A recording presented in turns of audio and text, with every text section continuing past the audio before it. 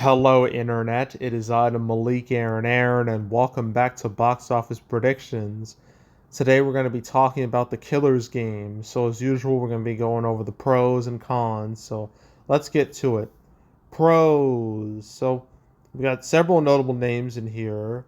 So, let's talk about like the main man here, Dave Batista. Former wrestler who's now known for his acting career. And obviously, with his acting career, his main claim to fame was his role as Drax in the Guardians of the Galaxy movies. So, yeah, you got the main three Guardians of the Galaxy movies and him playing a role in Infinity War and Endgame, where he and a bunch of other characters who were, snapped away, came back. And it was like that, and like a bit of like a special cameo in Thor Love and Thunder. But yeah, his role as Drax, I mean, he's great as Drax. A lot of people say like he's like the highlight of those movies. Just like his character, just how he just doesn't understand like sarcasm at all, takes everything like at face value. He's just a fun character. So yeah, that's like his main role when it comes to like his acting career. But he's done other stuff. You know, he was like basically a henchman in like Spectre. He was in Blade Runner 2049. He was in. There's Stuber, I guess. Dune Part 1 and 2. There's Glass Onion, but that was like a Netflix movie, even though it had like it's a theatrical preview. But yeah, it was a Netflix movie, so there's no reason to really talk about that. And then not last year was Knock at the Cabin. So yeah, and then there was My Spy, which was supposed to get a theatrical release. It almost had it, but then literally right before it was supposed to come out, COVID went down and it just went to Amazon. And that movie got delayed like so much. I was thinking it would never release. I saw the trailer for it like at least 5 times in theaters. And just when I thought it was gonna come out, it just didn't. So I just wanted to mention that. But yeah. So Batista's he's had some hits, mainly his Marvel work. He's also in like some non-Marvel work as well, like Dune and whatnot. So yeah, obviously people know who he is, mainly well, partially because of his wrestling work and his acting work. So he's very much a recognizable face.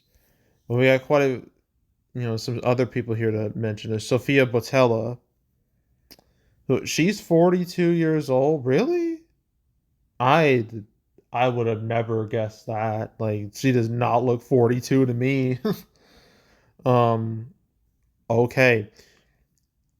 Her breakout role was in Kingsman: The Secret Service, where she was like, I forget, yeah, her character had like no legs, but she had like these like prosthetic like it was like prosthetic like these special limbs that were used for, like for combat, and they're really cool, really cool. So that Star Trek Beyond, a movie that just happened, and it was okay, but it didn't do that well. Then there's The Mummy, the one without Brendan Fraser, the one with Tom Cruise. That's a movie that's worth forgetting. I never seen it. I have no plans to ever see it. But that movie's failure is not her fault. Okay, I don't blame her for that movie's failure. She was also an Atomic Blonde, so there's that too.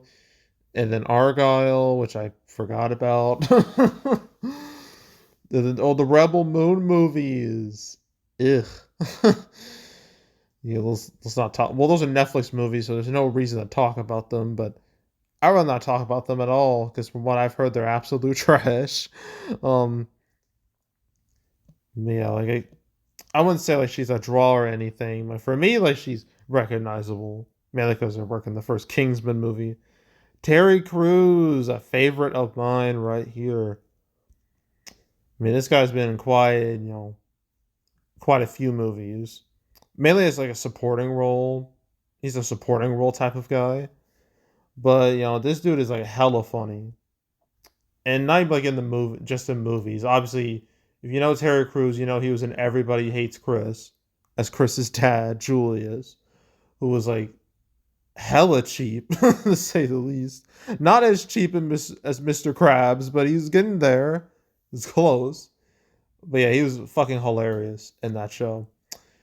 But yeah, when it comes to movies, a lot of these movies are like very much like supporting role players. But you know, he can steal the show. I mean, in White Chicks, he absolutely stole the show in that whole movie. Stole the whole movie with his character. One to really get with I forgot which one of the Wayne's brothers who were like in disguise as like said white chicks. And like the way that you looked at one of them, he's just like, "That's what I always." I think he said, "That's what I always wanted: a white girl with a black girl's ass."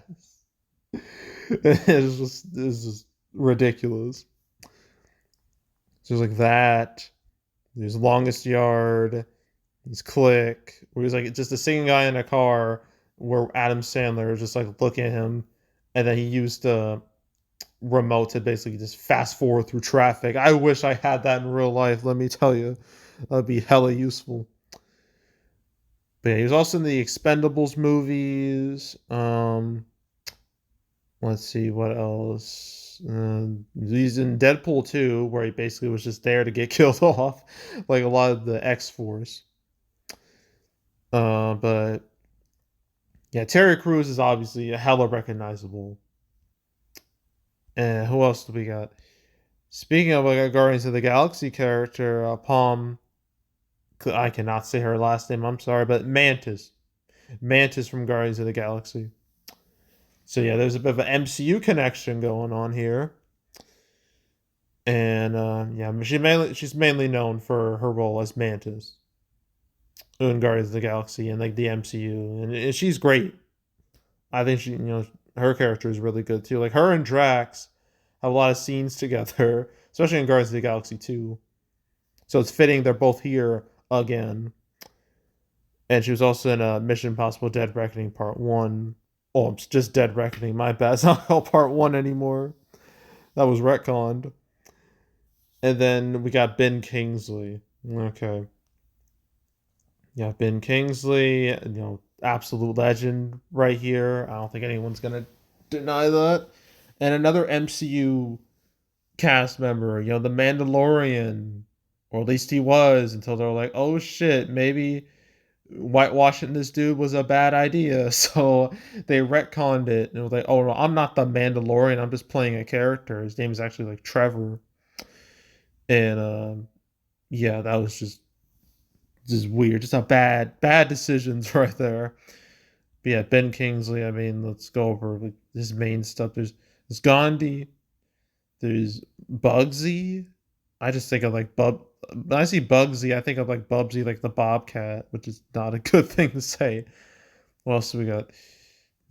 Dave, I guess. Chandler's List, I know, is a classic. I don't know about Species. What is Species? I have no idea. It seemed like it was a hit, so okay. He's a narrator in AI, artificial intelligence. A lot of this stuff is very much like a supporting role type of guy. Blah, blah, blah. Just scrolling up. This Shutter Island. This Prince of Persia.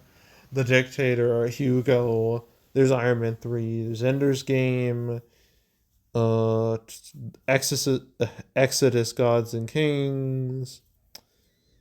Jungle Book. Well, he was a voice in that. And not a whole lot afterwards. But yeah, he's very much a recognizable face. So yeah, this movie is cast. They may not be like draws per se, but there's a lot of recognizable faces in here. And I didn't even mention how like my man Drew McIntyre is in this movie. Drew McIntyre, the wrestler from WWE. Having like the time of his career right now, feuding with CM Punk. He's in this movie, so that's another recognizable face. But yeah, I say all these recognizable faces. I'm gonna label that as a pro, more or less. Another pro is that we haven't had like any real action movies in theaters for like a while now, like straight up action movies. I mean, what was the last one really? I kind of forgot. I guess Borderlands to an extent, but like no one remembers that movie. Well, people remember that movie. They're only gonna remember it because it's gonna be labeled the worst movie of 2024. There was like The Crow, I guess. Um, is that it? There's like, I think that's it. We haven't had any serious ones in a while. In terms of like direct competition, there won't be like anything else really for like the rest of the month. So I guess that's a pro. Um, I think that's it. I'm pretty sure that's it. Yeah. Okay, cons. All right, so reviews for this movie are not very good. Has a 29%, which is bleh. I'm looking at this. There's not even like an audience score. It's not visible. My guess is because too few people have watched this movie. But look at its actual let's look at its audience reviews, like thorough audience reviews. Most saying like they liked it. Most people think it's like quite all right. This one is kind of dramatic to say the least. Like holy shit. It says Hollywood seriously, totally, crucially, critically, absolutely, unconditionally, imperatively, necessarily, desperately, truly, unquestionably, definitively needs, or definitely, whatever, needs to make more movies like this. Thank you, Lionsgate, for keeping the best elements of cinema alive. Like that was a mouthful right there. Like holy shit. Like jeez. I just had to read that because I kind of just uh yeah. Yeah, I just had to read that. And it's a cinema score is a B plus, which is solid, acceptable. So critic score is bad, audience score is okay, but that's still not enough to really like save the movie. So that's so critic score is a con, audience score being like okay. I guess that's like more middle ground. Another con is that the marketing, I don't know what it is. They just dropped the ball on this thing. I remember seeing like a trailer for this movie and it kind of just spoiled the whole thing, honestly. So that's not great. And just the movie, just this isn't like a big issue with this movie is that it doesn't feel like I need to like pay to see this. If this was a Netflix movie, no one would bat an eye. Like it feels like a Netflix action movie. Like you could just put it on there, and it'll probably do a whole lot better there than in theaters. So yeah, it's just one of those movies where you're just like, why watch this in the cinema when I can just pay to when I could just not even pay to watch it at home, when I could just watch it at home on Netflix, right? Like that's what it feels like. So yeah, just the way it the way it feels, it doesn't feel like an event at all, not in the slightest. So lack of just lackluster marketing, lack of event feel, those are cons. Another con is that you have like Beetlejuice out. You have Speak No Evil. Soon enough, you're gonna have Transformers One and Never Let Go and The Wild Robot. Once Joker 2 hits, this movie will vanish straight up. So yeah, there's no real direct competition, but there's still movies out there that are gonna take away screens from this. So yeah, that's still an issue. So that's a con. And I think that's really it. I think I mentioned everything I need to mention. Okay. So opening weekend, I thought this had a chance to maybe do like kind of okay, maybe hit like 10 million. No. From what I've read, it's looking pretty dire, like real fucking dire. It is expected to hit, if I just scroll down here, expect to hit in the range of 2.5 to 4 million. Oof. um that is rough. I didn't even mention how Lionsgate have been doing just terrible recently. This year has been a shit year for them because they had Borderlands and The Crow last month, both completely embarrassing themselves out there. So that's a bit of a bad omen right there. So yeah, I had to mention that because that's really important. And looks like this is just going to join the pile of absolute bombs. And it won't be the only Lionsgate movie to do so, especially not this month, because you got Megalopolis later this month, which is expected to absolutely tank too. So not a good time to be a Lionsgate employee. Um, but yeah, I guess I'm gonna go with 3 million. I guess 3 million would be reasonable. I forgot to mention Thursday previews 300K, not great at all. That's really weak. So yeah, 3 million opening weekend. And it's total. I don't know, like less than 10, probably like 8 or something, maybe 7 or 8. But yeah, that's it for that. Okay, we got one more movie to talk about this weekend. That movie being Speak No Evil. So stay tuned for that.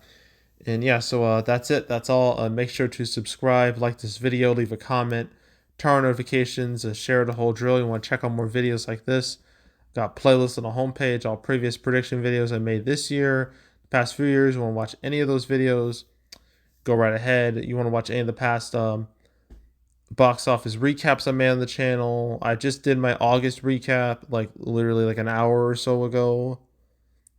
Yeah, about 2-ish hours ago. My September recap won't be until October, between the 4th and the 11th of October. So stay tuned for that.